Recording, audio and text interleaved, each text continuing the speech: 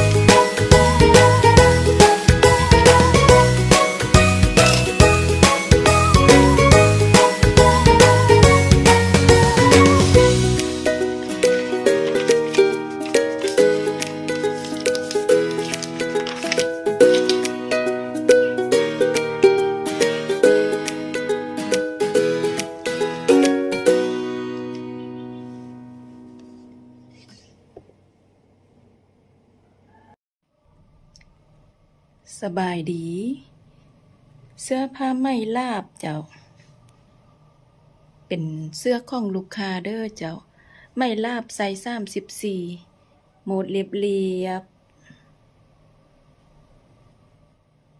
ซึ่งลูกค้าท่านนี้เพิ่นสั่ง7พื้นเจ้ากำลังทยอยหยิบไปละเด้อเจ้า มาถ่ายเป็นคลิปวิดีโอกวดเครื่อง